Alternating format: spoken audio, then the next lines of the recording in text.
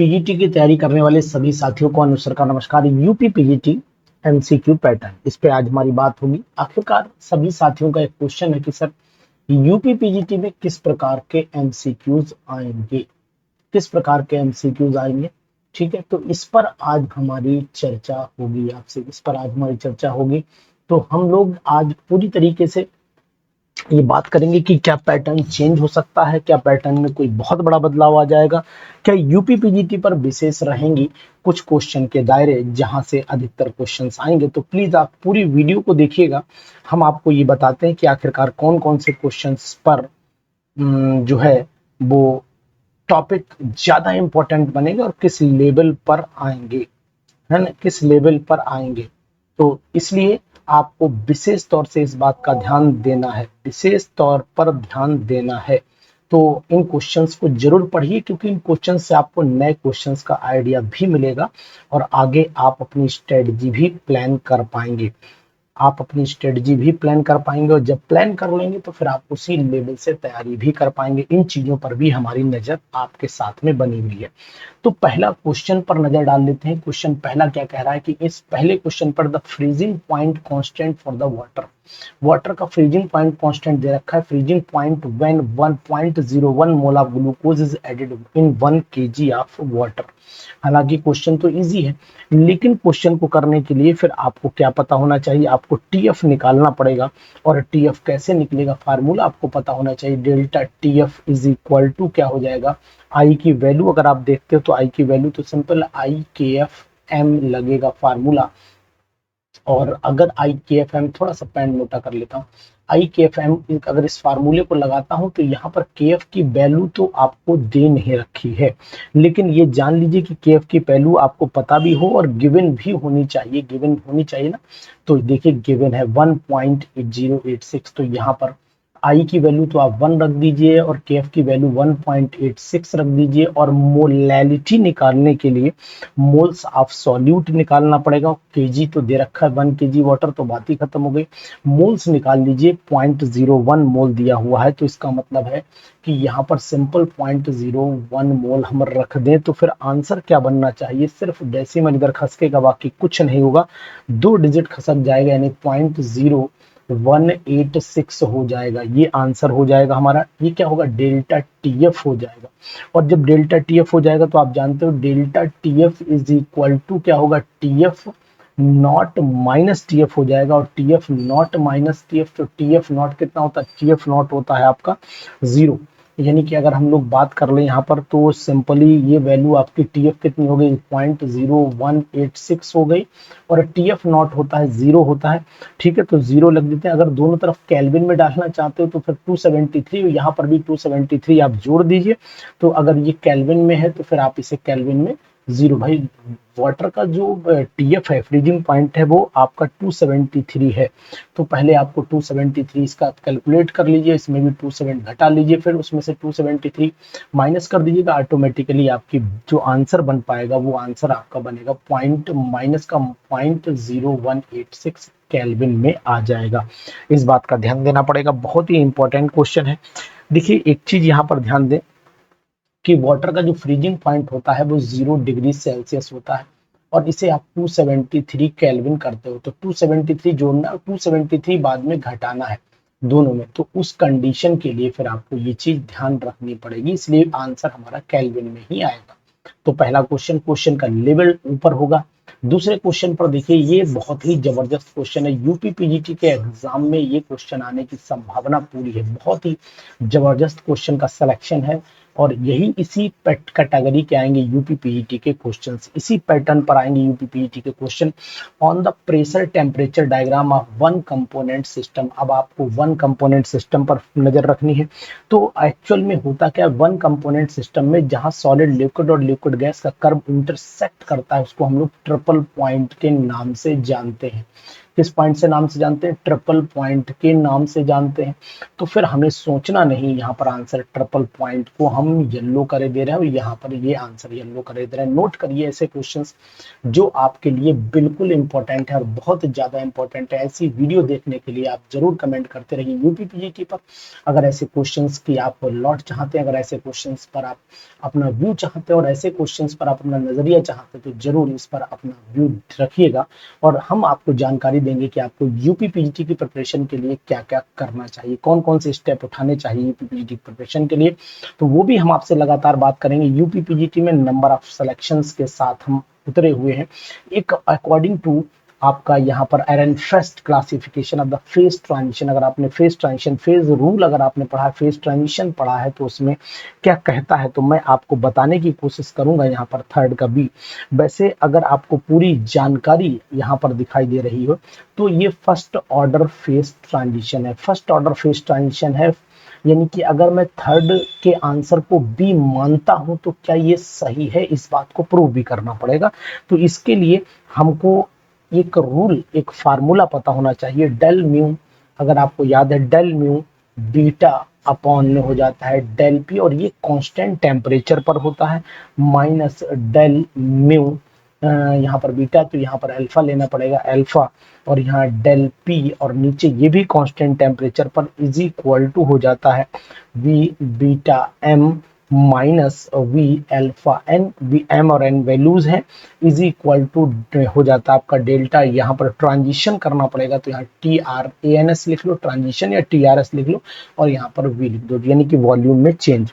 तो ये जो हमारा जो है वो एरनफेस्ट रूल का एक फार्मूला है और ये फार्मूला कहता क्या है वो चीज समझने की कोशिश करते हैं।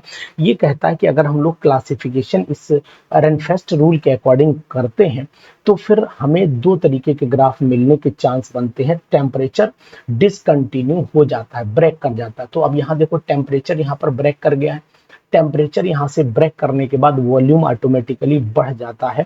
तो अगर अकॉर्डिंग टू एरनफेस्ट क्लासिफिकेशन ट्रांजिशंस का देखें तो जो फर्स्ट डेरिवेटिव होता है केमिकल पोटेंशियल का वो टेम्परेचर के रिस्पेक्ट में डिसकंटिन्यू हो जाता है। तो इसका मतलब हुआ कि ये फर्स्ट ऑर्डर फेज ट्रांजिशन कहलाता है, फर्स्ट ऑर्डर फेज ट्रांजिशन कहलाता है। और दूसरे ग्राफ को आपको आइडिया हो रहा हो, अगर म्यू के रिस्पेक्ट में हम लोग ग्राफ देखते हैं तो आपको याद होगा ऐसा ग्राफ आता है।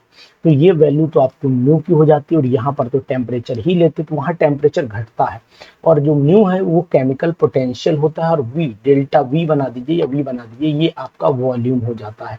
तो इसका मतलब है फिर हमारा सटीक है कि फर्स्ट ऑर्डर ट्रांजिशन ही ये माना जाएगा। तो यहाँ पर मैं आपको ध्यान दे रहा हूँ कि फर्स्ट ऑर्डर ट्रांजिशन बहुत ही इंपॉर्टेंट क्वेश्चन है, इसको आप जरूर कर लीजिए। इसको आपको करने के लिए आप पूरी तरीके से अपने आप को प्रिपेयर कर लीजिएगा, ठीक है।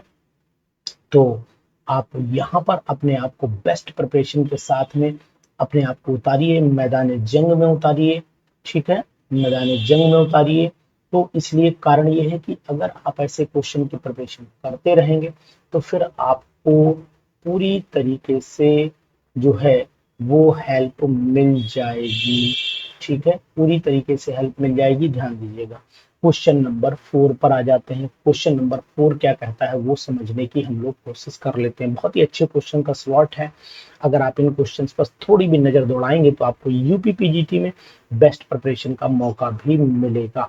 यहाँ पर आ जाइए। For the pair of the reactions given below, for the pair of the reactions given below, इन पर चले आइए और इन पर आने पर आप देखते हैं कि ये दो पेयर दिए हुए हैं। यहाँ पर आपको KP1 और KP2 में मुझे लगता है रिलेशन देखना पड़ेगा।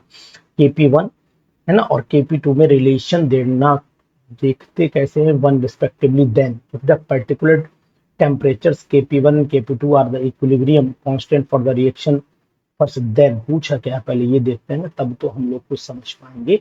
चलिए पूछा ये है, हाँ, तो देन इनका रिलेशन ही पूछा गया, तो रिलेशन निकालना पड़ेगा। और इस रिलेशन को निकालने के लिए थोड़ा इसको जूम कर लेते हैं, थोड़ा इसको जूम करेंगे जिससे कि आपको समझ में पूरा दिखाई दे जाए, ठीक है ना।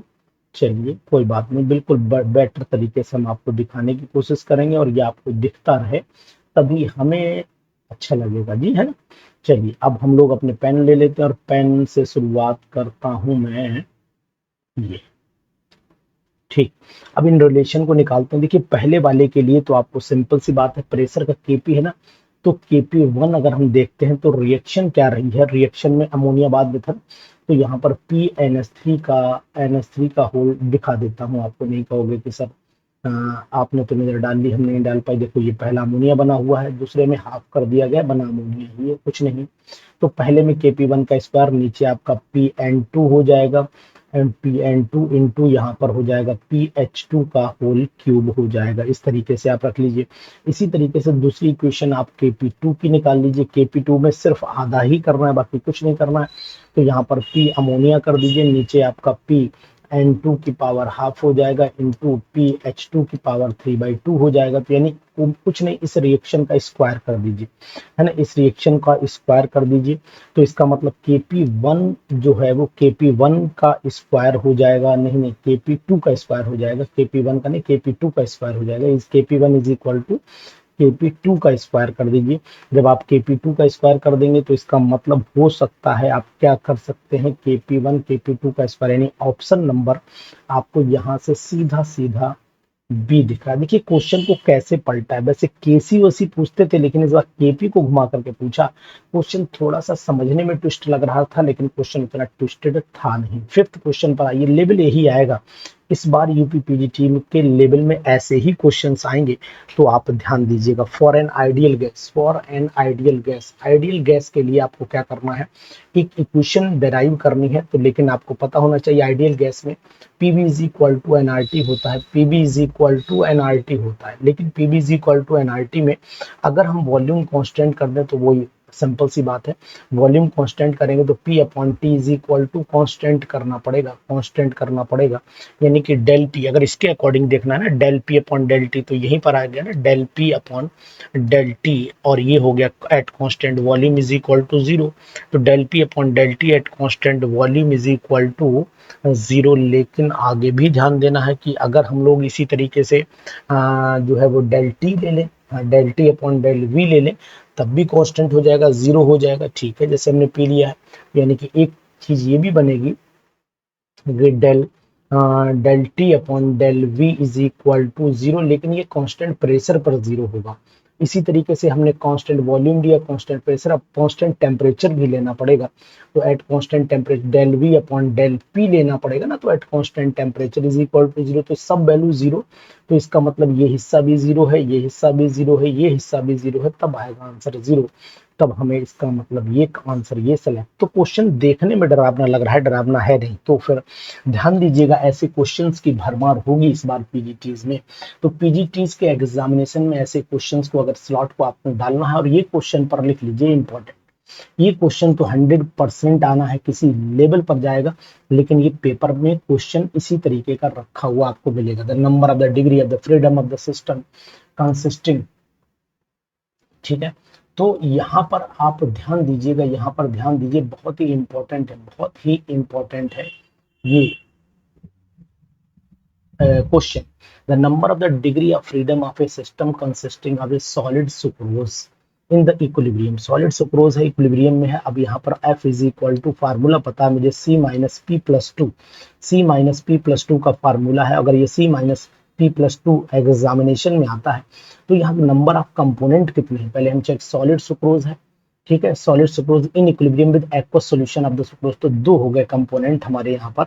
डिग्री ऑफ फ्रीडम में दो कंपोनेंट हो गए। फेजेस भी हमें यहाँ पर साफ सुथरी दो दिखाई दे रहे हैं, प्लस टू, यानी कि टोटल आंसर हमारा दो आना चाहिए। सी ऑप्शन राइट है यहाँ पर, बिल्कुल 100% राइट है, कुछ नहीं चेंज करना है। तो बहुत ही जबरदस्त क्वेश्चन, बहुत ही इंपॉर्टेंट क्वेश्चन। तो इस तरीके से क्वेश्चंस को आप लोग जो है वो पूरी तरीके से ध्यान दीजिएगा, ठीक है।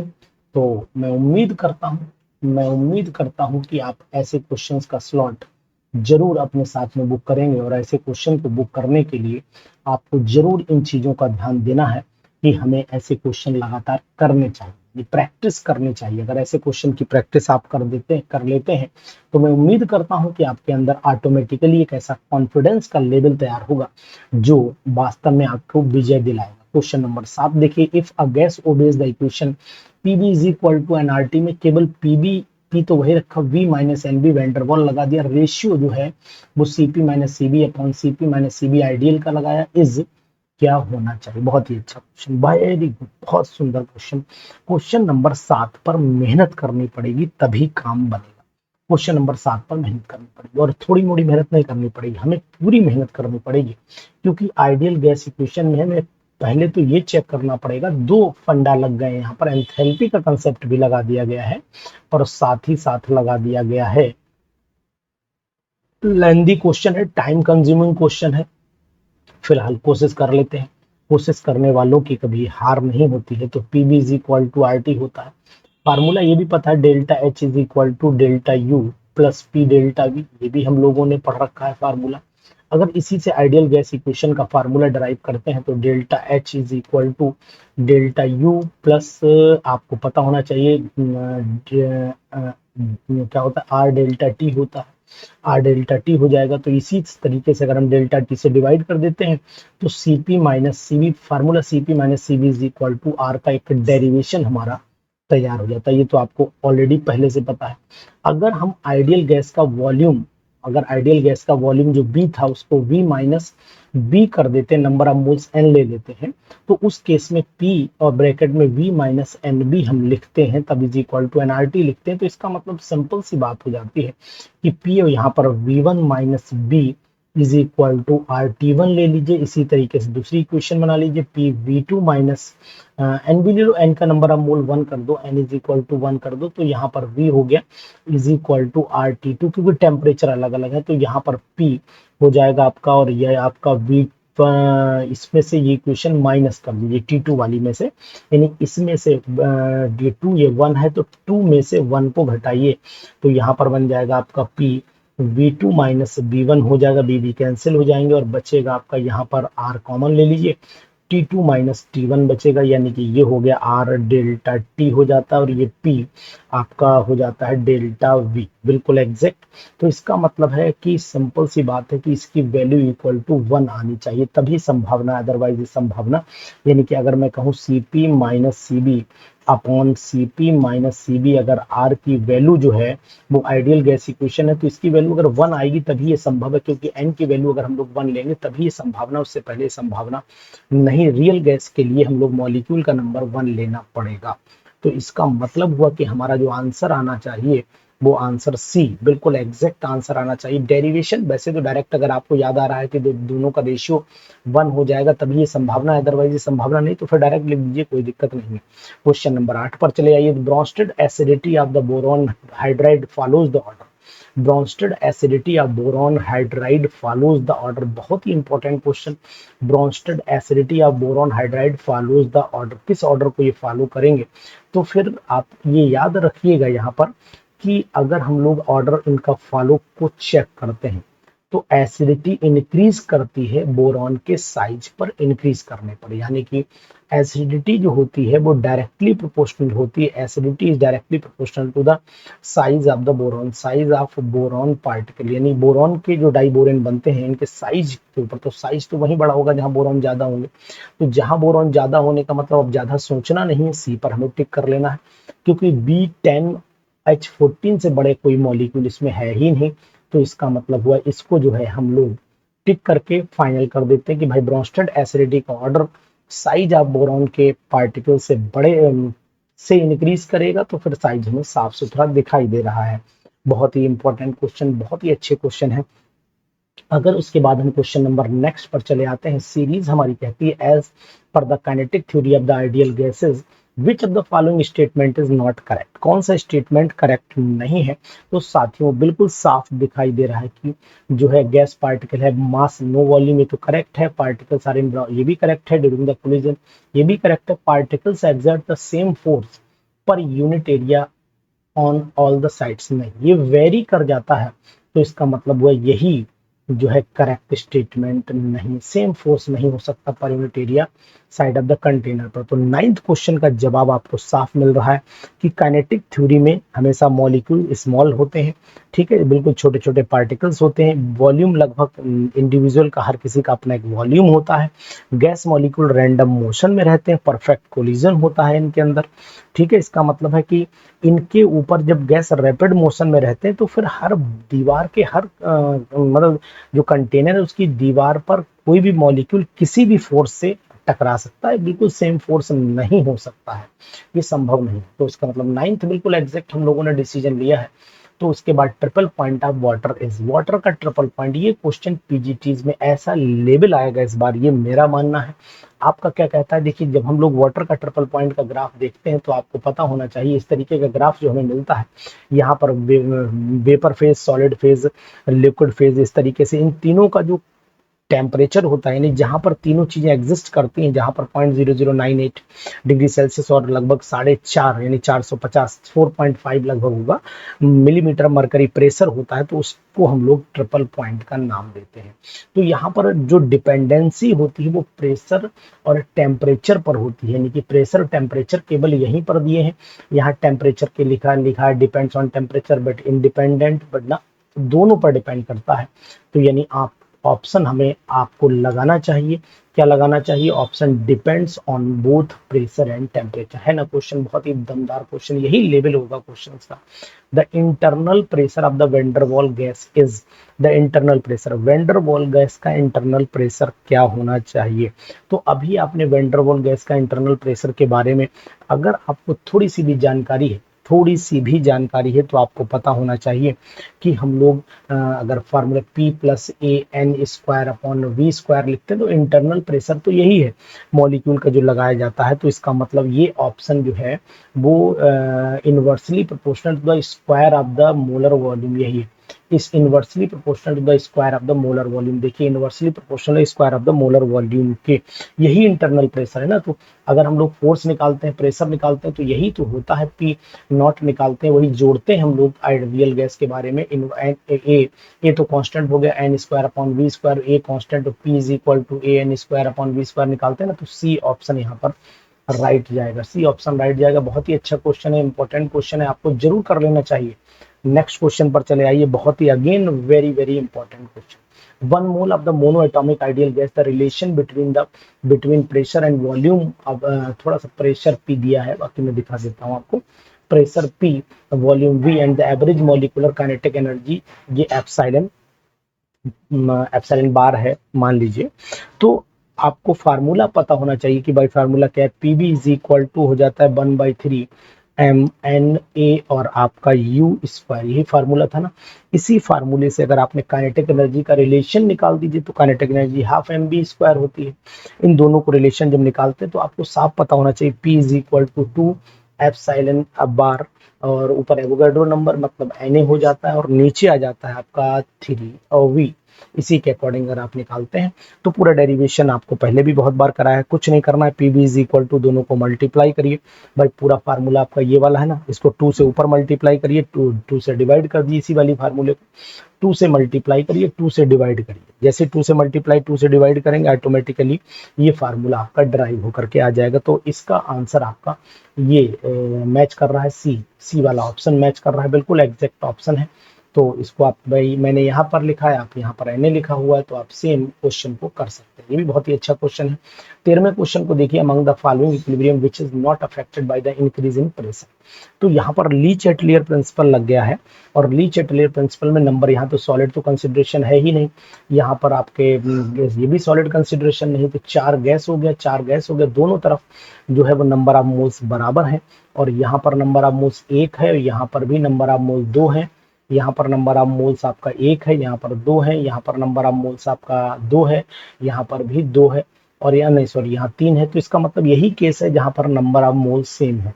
नंबर ऑफ मोल्स अगर सेम हुए तो फिर आपको यही इक्वेशन नॉट अफेक्टेड, मतलब वही प्रेशर, उस पर कोई इफेक्ट प्रेशर का नहीं पड़ेगा, चाहे प्रेशर घटाइए या प्रेशर बढ़ाइए। तो 13वां क्वेश्चन भी बहुत ही अच्छा क्वेश्चन, इसी लेवल के यूपीपीजीटी में क्वेश्चंस आने वाले हैं, और इन 2 क्वेश्चंस पर मैं आपसे कमेंट चाहता हूं। The number of the degree of freedom अगर आपको निकालनी है 14 वाले में, तो सेम फार्मूला लगाइए, F is equal to C minus P plus 2, ये क्वेश्चन आ सकता है, संभावना पूरी है। और यहाँ पर नंबर ऑफ कंपोनेंट 1, 2 और 3, तो 3 नंबर ऑफ कंपोनेंट हो गए और आपकी फेजेस कितनी हो गई, number of degree of freedom consisting solid liquid यानी एक्वस और सॉलिड, 2 फेजेस हो गए, प्लस 2 हो गया 4 यानी माइनस का आप ये कैंसिल आउट हो गया, ये टोटल आपका 3 बजा। तो यहाँ पर 3 आंसर आपका एक्यूरेट है। बहुत ही अच्छा क्वेश्चन, यूपीपीजीटी लिख दीजिए इसके आगे, यही आएगा, 100% श्योर है, क्वेश्चन इंपॉर्टेंट है। 15th क्वेश्चन आपके सामने है, बहुत ही अच्छा question, again very very important question. The mixture is obtained by mixing इतना m मोलर MnCl2 एंड इतना मोलर MkCl और concentration of Mn di positive K positive Cl respectively, तो कंसंट्रेशन क्या हो। इस क्वेश्चन का जवाब हम आपसे चाहेंगे कि आप किस तरीके से इस क्वेश्चन को जवाब हमें देंगे। देखिए यहाँ पर मैं आपको हिंट कर रहा हूं कि अगर आप सभी के को डाइल्यूट करते हैं तो डाइल्यूशन का फार्मूला लगा दीजिएगा। तो डाइल्यूशन का फार्मूला आपको पता होना चाहिए, N1V1 is equal to M2V2, तो M1V1 plus M2V2 is equal to N3V3 का अगर फार्मूला आप लगाएंगे तो आंसर आपको जरूर मिलेगा। कोशिश करिएगा, ट्राई करिएगा, इसके आंसर में कौन सा आंसर सही होगा जरूर हमें बताइएगा मैसेज करके इनबॉक्स के कमेंट में। लेकिन आप जरूर ध्यान दीजिएगा, इसी कैटेगरी के जितने भी क्वेश्चंस अगर आपको मिलते हैं उनको प्रिपेयर करिए, जिससे कि आपका लेवल भी इंक्रीज होगा। ये क्वेश्चंस और वह कुछ, इन क्वेश्चंस को भी हम आगे फर्दर कराएंगे। और ये देखिए बफर सोल्यूशन से जुड़ा हुआ बहुत ही अच्छा क्वेश्चन है, ये 17वां क्वेश्चन भी बहुत इंपॉर्टेंट है। ये सभी क्वेश्चंस हम बीच बीच में आपको इस कैटेगरी के क्वेश्चंस कराते रहेंगे। हमारी सीरीज आज 15 क्वेश्चन की थी और 15 में से एक क्वेश्चन आपका ये होमवर्क में नोट कर लीजिएगा और बताइएगा इसका जवाब क्या होगा। ऑप्शन आप नोट कर सकते हैं, समय है स्क्रीनशॉट लेकर के कैलकुलेशन कर सकते हैं, कमेंट बॉक्स में जाकर के कमेंट दे सकते हैं। तो साथियों, इस लेवल के क्वेश्चन की तैयारी आप जरूर करिए यूपीपीजीटी के लिए। मैं आपको फर्दर फिर जानकारी दूंगा कि आखिरकार यूपीपीजीटी के एग्जाम के लिए हमें क्या स्ट्रेटेजी प्लान करनी चाहिए, वो जानकारी भी आप तक जरूर पहुंचेगी। तो इस वीडियो के साथ चैनल को सब्सक्राइब कर लीजिए और साथ ही साथ यूपीपीजीटी पर बहुत बड़ी अपडेट आने वाली है, जल्दी आएगी बहुत बड़ी अपडेट, उसकी भी सूचना आप जरूर देंगे। Thank you, have a nice day.